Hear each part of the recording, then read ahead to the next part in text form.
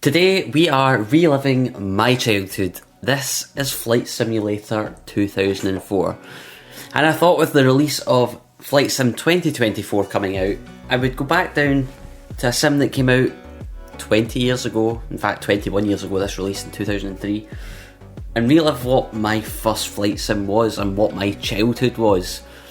So here is the original flight sim. It's like, if you played this, like, this is bringing back so many memories. The classic like UI and everything like that. It's bringing back so many memories. If I go into aircraft, you can see, like, if we start with Boeing, we've got the 737-400, an aircraft I've been dying to see in Flight Sim 2020. We've got the 747-400, the old, well, not the OG 747, but you know, the Queen of the Skies, the one everybody knows the most. And then we've still got the 777-300 as well, and of course we've got it in the classic landmark airlines. If I change it back to the 737, you'll probably notice you've got the American Pacific.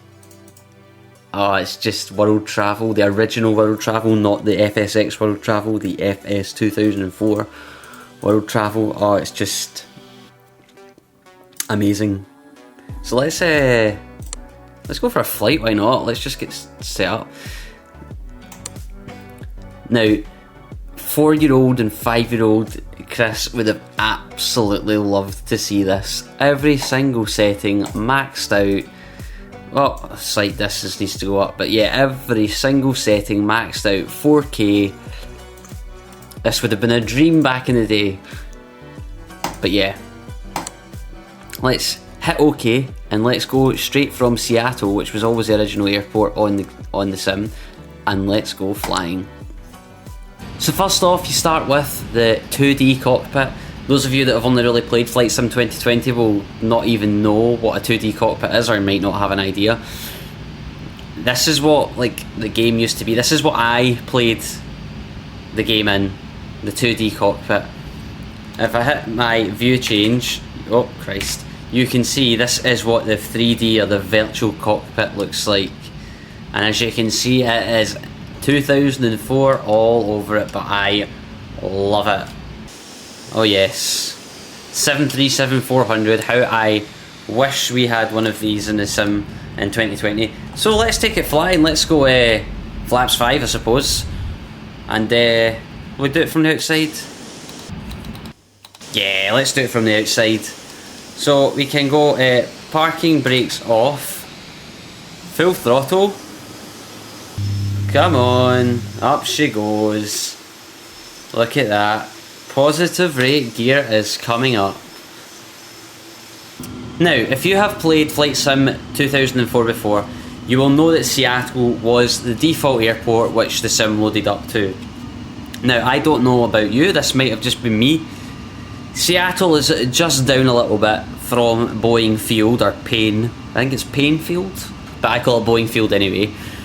It's just down a bit from it.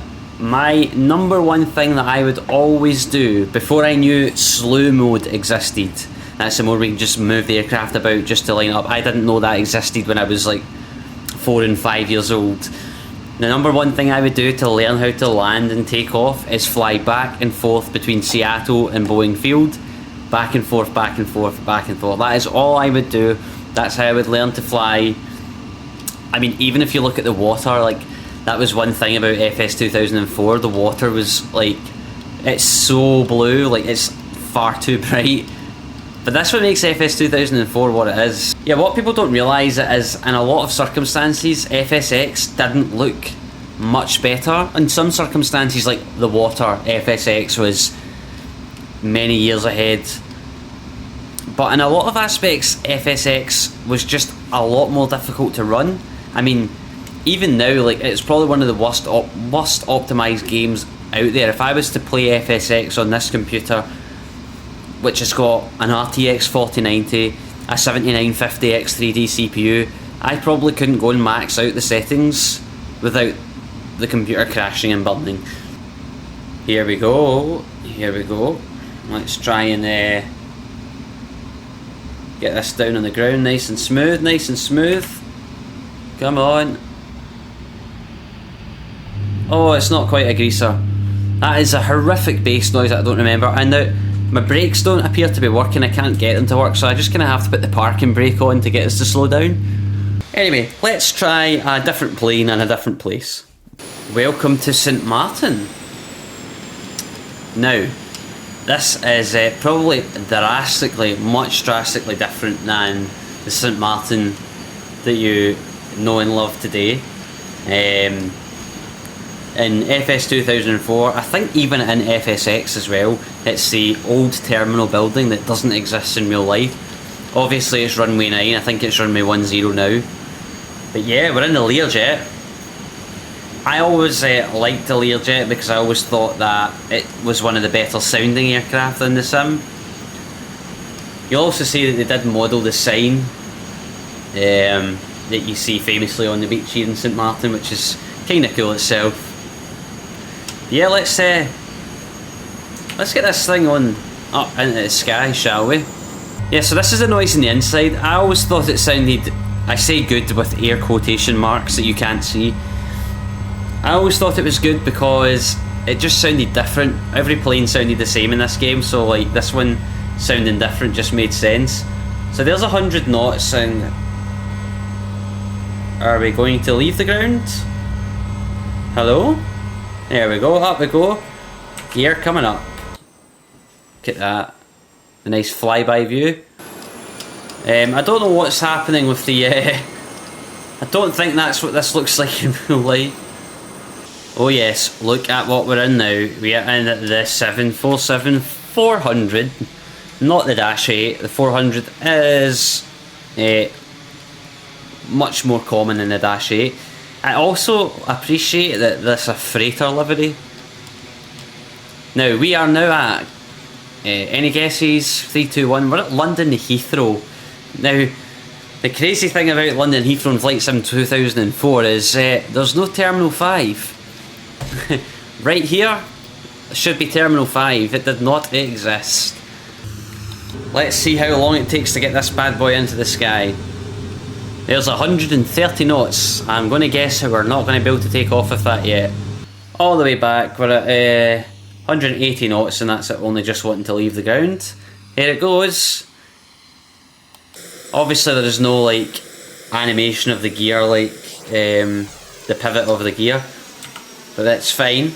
You do get animated gear. Let's remember this was 2003 at the time. Now again, another thing, if you flew Flight Sim, you would have probably tried to land at London City in a 747. So as a finale for the trip down memory lane today, that is what we are going to try and do, is land at London City. So I have located London City Airport and just about make it out over there, a pixelated kind of mess. Again, this was something I would do a couple of times. I'm just looking at, I was like, what is that? But it's like the shadows from the buildings. Love it. For some reason I can't get the throttle to idle all the way unless I press F1. It doesn't like the axis of my throttle and the my real throttle sitting here, which is weird. Okay, let's slam this into the ground and try and get it stopped, shall we? Parking brake on. Pulling back. Oh Christ. Reverse throttle. Just like that. Not a problem. Not a problem. This was Flight Sim 2004. It was just a trip down memory lane with Flight Sim 2024 coming out this year, and it technically being 20 years on from Flight Sim 2004. I thought it would be nice to have a little trip down memory lane. A lot of nostalgia for me personally, but yeah. There will be plenty of videos coming up in Flight Sim 2024 when it comes out. So yeah, make sure you are subscribed for that. But in the meantime though, thank you very much everybody for watching, and I will catch you in the next one. Cheerio!